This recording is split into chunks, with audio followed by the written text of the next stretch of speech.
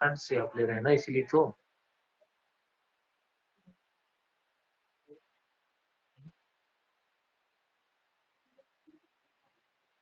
सही है, आप यहाँ फ्रंट पे कर दिए अपने मोबाइल में, ये कैमरा भी सही ले रहा है आप। चलो आइए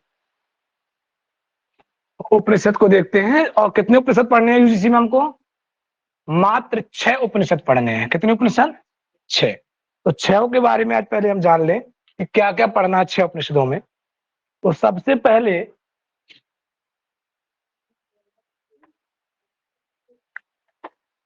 कलम कहाँ चली गई हमारी? ईशावास्योपनिषद। सबसे पहले कौन सा उपनिषद? ईशावास्योपनिषद। ईशावास्योपनिषद।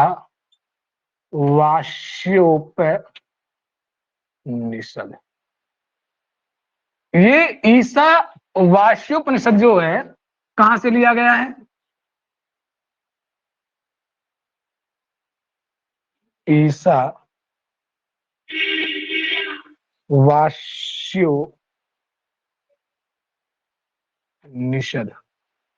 निषद का मतलब क्या होता है? समीप बैठना होता ना, गुरु के समीप। दूसरा उपनिषद है केनोपनिषद। क्या नाम है? केनोपनिषद। ये प्रश्न पूछा जाता है कि उमा हेमवती संवाद किस उपनिषद में मिलता है? केनोपनिषद में। किस उपनिषद में? केनोपनिषद में। ध्यान रखिएगा, उमा हेमवती संवाद किस उपनिषद में मिलता है? केनो। तीसरे में आप देखेंगे क्रमांक में, तो आपको पढ़ना पड़ेगा कठोपनिषद। क्या पढ़ना पड़ेगा? कठोपनिषद। और चौथे क्रमांक में आपको पढ़ना पड़ेगा इसके बाद तैत्तिरीय उपनिषद। कौन सा उपनिषद? तैत्तिरीय।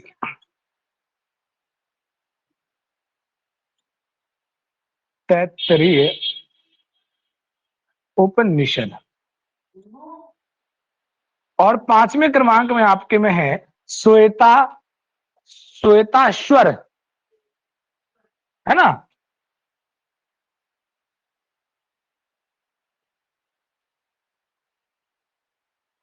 श्वेताश्वर उपनिषद।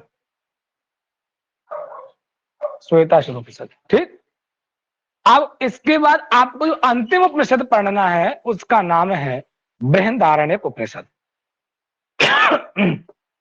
छठवां कौन सा?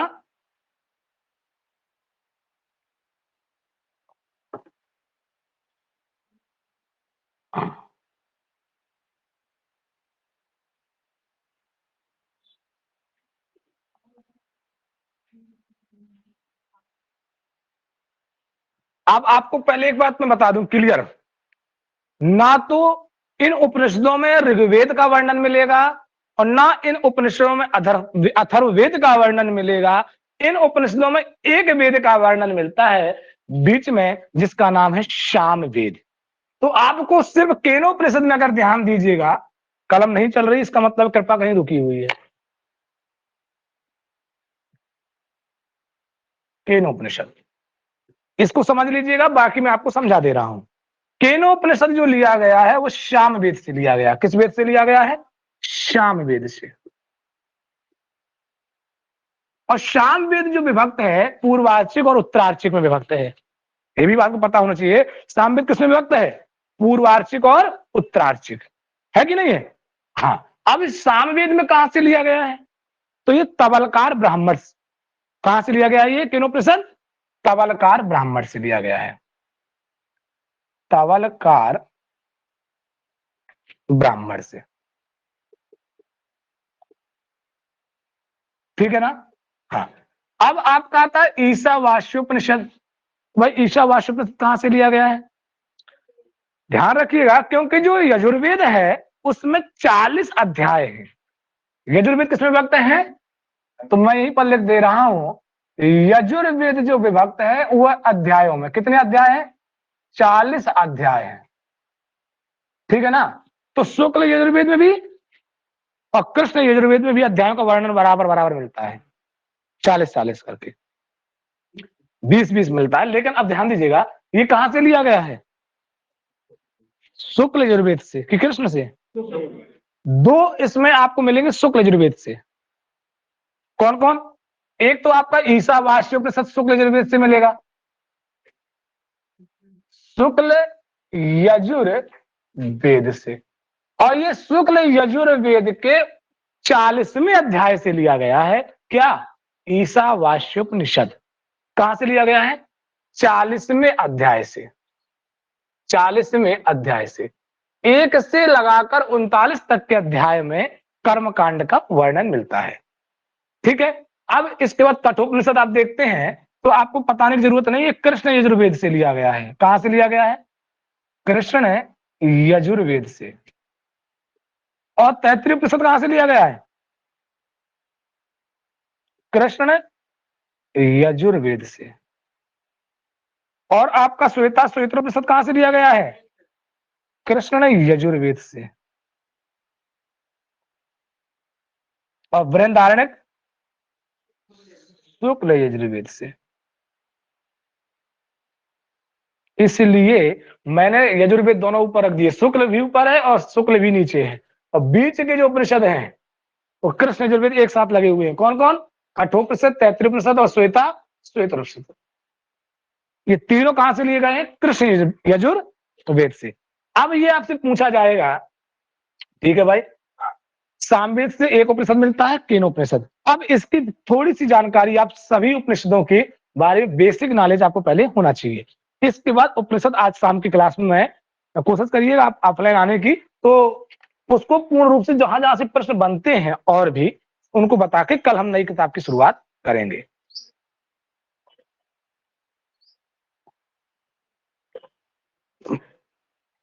आइए अब निकालिए आप लोग सबसे पहले ईशावास्योपनिषद। सबसे पहले क्या निकालना आपको? ईशावास्य। मूल पुस्तक खोलिए आप लोग। इसमें लिखा है कि यह ईशावास्योपनिषद शुक्ल यजुर्वेद की देखो कांठशाकीय संहिता का 40वां अध्याय है। कौन सा अध्याय है? 40वां। मंत्र भाग का अंश होने से इसका विशेष महत्व है। इसी को सबसे पहला उपनिषद माना जाता है। जितने भी उपनिषद हैं सभी उपनिषदों को में सबसे अग्रणीय जो उपनिषद माना जाता है वह ईशावास्योपनिषद को माना जाता है।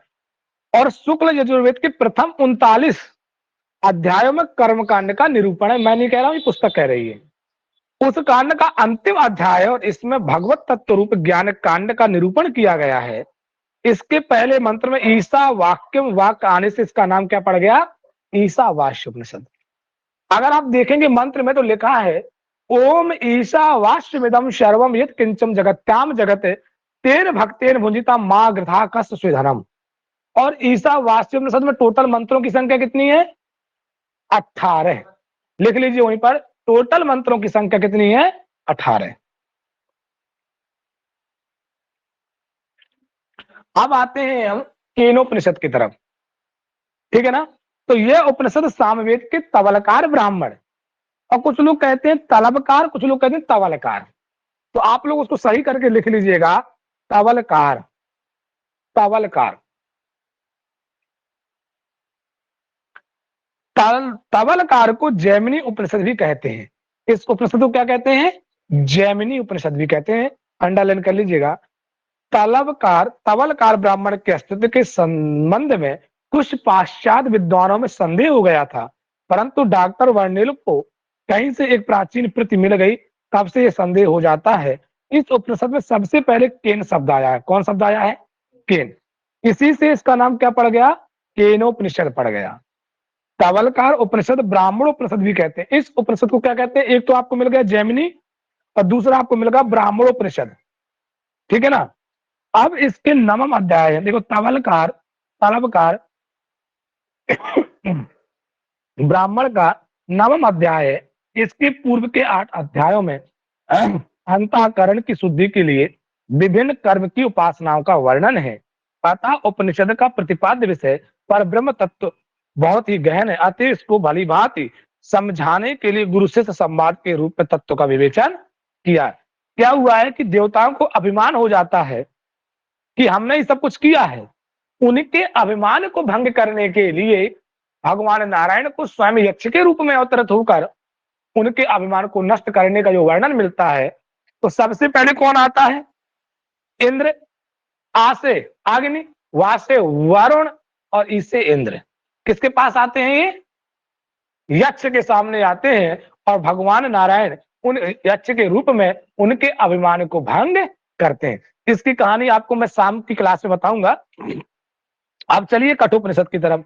अब कठोपनिषद क्या है? कठोपनिषद में किसका वर्णन? अच्छा, केनोपनिषद किसमें विभक्त है? खंड में। तो कितने खंड हैं? 4। लिख लीजिए कि केनोपनिषद खंड में विभक्त है, 4 खंड हैं। अब चलते हैं कठोपनिषद की तरफ।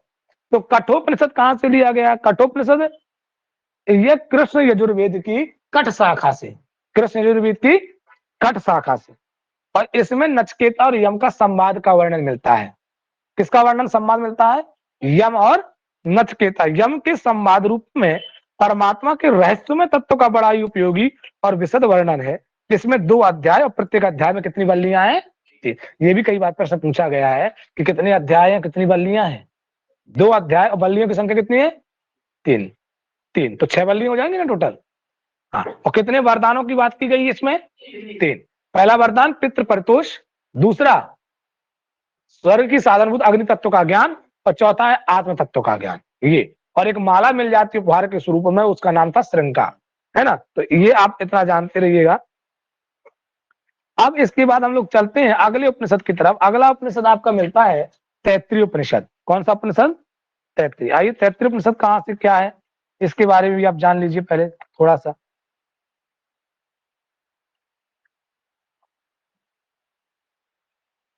अगर आप ध्यान से देखेंगे तैत्तिरीय उपनिषद जो है उसमें वल्लियां उसमें भी है, भृगुवल्ली, ब्रह्मानंद वल्ली और शिक्षा वल्ली। मिलता है कि नहीं मिलता है? आइए तैत्तिरीय उपनिषद के बारे में कुछ बेसिक चीजों को आज बताने के बाद कोशिश करेंगे, क्योंकि सिलेबस के अकॉर्डिंग तो पढ़ाना। हाँ, तो सबसे पहले आप लिखिएगा कि 7वें, 8वें और 9वें अध्याय को ही क्या कहा जाता है? तैत्तिरीय उपनिषद कहा जाता है। 7वें, 8वें और 9वें अध्याय को कहा जाता है तैत्तिरीय।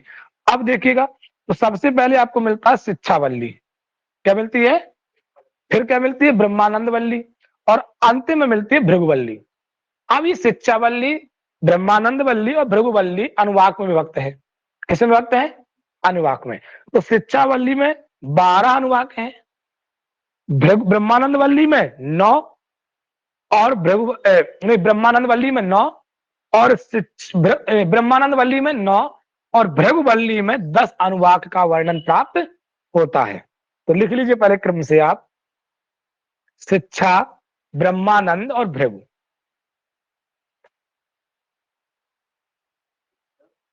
शिक्षा, ब्रह्मानंद और भृगु।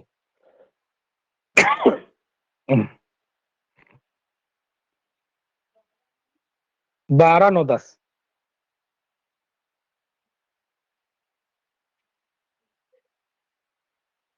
अब ये क्या कह रहे हैं कि यह उपनिषद कृष्ण यजुर्वेद की तैत्तिरीय शाखा के अंतर, किस शाखा से लिया गया तैत्तिरीय उपनिषद? तैत्तिरीय शाखा। तैत्तिरीय की मैत्तिरीय, कट और कपिष्ट, ये यजुर्वेद की शाखा, कृष्ण यजुर्वेद की शाखा है कि नहीं है? अगर नहीं पता तो उसको पढ़ना पड़ेगा आपको। 9 अनुवाक है उसमें।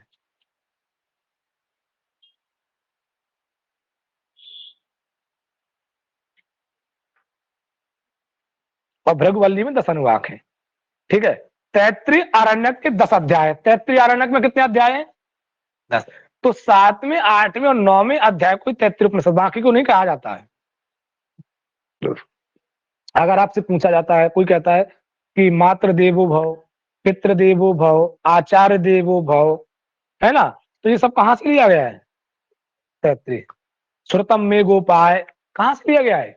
तैत्तिरीय उपनिषद से। बहुत सारे सूक्ति वाक्य ऐसे हैं जो हमारे उपनिषदों से लिए गए हैं, है ना। तो ये तो आपका तैत्तिरीय उपनिषद था। अब तैत्तिरीय उपनिषद के बाद आते हैं श्वेता श्वेतरोपनिषद की तरफ। कहा? श्वेता श्वेतरोपनिषद। अगर आप देखेंगे सांख्य जो है वो कहां से लिया गया? किस उपनिषद से उपजीविका मानी जाती है? हाँ, श्वेता श्वेतरोपनिषद से। और ये कपिल ने जो अपनी सांख्य लिखी इसी को बताया गया। और एक चीज और आपको बता दें कि जो वाचस्पति मिश्र ने सांख्य पर क्या लिखा, सांख्य तत्व कौमुदी है, हाँ टीका लिखी ना, तो उन्होंने जो अजाम एकाम लोहित शुक्ल कृष्णाम जो लिखा वो यहीं से लिया। ठीक है, अब देखो, तो अब इन्होंने कहा कि जो श्वेता सूत्र कहां से लिया गया है, ये भी आपके कृष्ण यजुर्वेद से लिया गया। और कृष्ण और इसमें किसमें विभक्त है, ये कितने अध्याय इसमें, 6 अध्याय। लिखिएगा, श्वेता सूत्रोपनिषद में 6 अध्याय हैं। कितने अध्याय हैं, 6। और बृहदारण्यक उपनिषद किसमें विभक्त है, कितने, बृहदारण्यक, दोनों में 6 अध्याय हैं। नोट कर लीजिएगा। और इसका नोट्स हम आपको अलग से दे देंगे क्योंकि इसमें नहीं मिलेगा आपको। ठीक है, तो ये तो आपकी क्लास जो थी ये उपनिषदों पर थी सामान्य भाषा में, कि कम से कम इतना आपको जानना पड़ेगा पहले। ठीक है ना, तो कौन कितने वेद हैं इसमें, सिर्फ 2 वेद, एक यजुर्वेद और एक सामवेद। सामवेद से मात्र एक उपनिषद है, केनोपनिषद। ठीक है ना, तो ये आपको बेसिक चीजें उपनिषदों के बारे में जानना होगा। शाम की क्लास इसके अंदर की गहराई क्या है ये आपको बताएंगे। और उसके लिए, क्योंकि जब आपकी क्रैश कोर्स चलता है स्पीड थोड़ा ज्यादा होती है, कुछ चीजें बताई जाती हैं, कुछ चीजें छोड़ दी जाती हैं, तो उसके लिए आपके पास मूल पुस्तक होती तो आप लोग भी देखते चलते हैं, है ना। 15 दिन में पूरा यूजीसी पढ़ाना है तो उसके लिए आपको भी मजबूत होकर आना पड़ेगा मानसिक रूप से। ठीक, तो अभी तो आपको इतना पता होना चाहिए कि हमको उपनिषद में कितने उपनिषद पढ़ने हैं। कुछ लोगों को तो यही पता नहीं होता कि कौन से उपनिषद पढ़ने हैं। ठीक है, तो ये भी आप लोग जानते रहिए कितने उपनिषद पढ़ने हैं आपको, 6। तो सबसे पहला कौन सा है, कहां से लिया गया, ईशावास्य नाम क्यों पड़ा है, शुरुआत, इसकी शुरुआत किससे होती है, इस शब्द से। ये कहां से लिया गया, शुक्ल यजुर्वेद के कहां से, 40वें अध्याय से। इसका नाम क्या क्या है,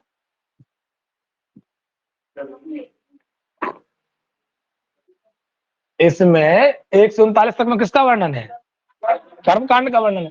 केनोपनिषद कहां से लिया गया, सामवेद में कहां से लिया गया, तवलकार। इसका दूसरा नाम क्या है तवलकार का, जैमिनी। और क्या नाम है इसका, ब्राह्मणों को प्रसाद मिलता है ना।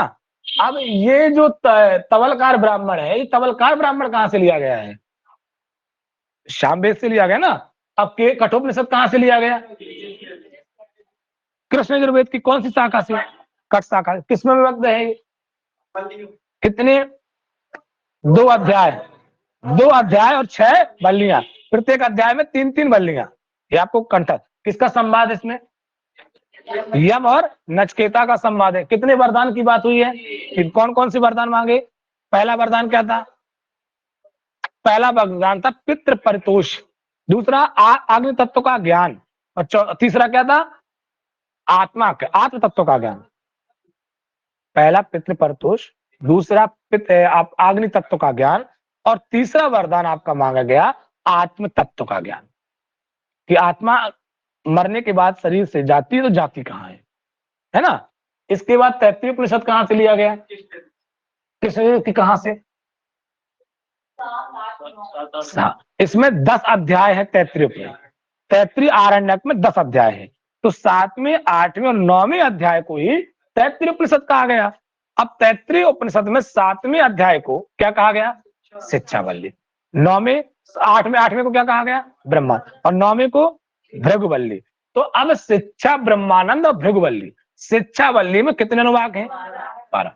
शिक्षा का ब्रह्मानंद, ब्रह्मानंद में कितने हैं, 9, और इसके बाद अंतिम आती है भृगु, तो कितने अनुवाक हैं, 10। ये आपको जानना पड़ेगा।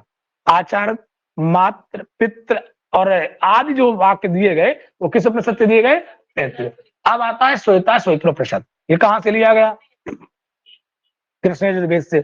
अब इसमें किसमें व्यक्त है, ये कितने अध्याय है, 6। बृहदारण्यक उपनिषद कहां से लिया गया, इसमें कितने अध्याय है, 6। ये बेसिक। और ईशावास्य में कितने मंत्र हैं, 18 मंत्र हैं। तो भगवत तत्व का वर्णन किस उपनिषद में मिलता है, ईसा। सबसे पहला उपनिषद कौन सा है, यही सारे प्रश्न बनते हैं। और इनके अंदर कौन कौन सी वैरायटी, किस प्रकार से सूक्ति वाक्य पूछे जाएंगे, वो क्लास में आपको बताया जाएगा।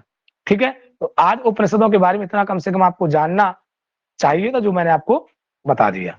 तो फिर मिलेंगे आपको, है ना।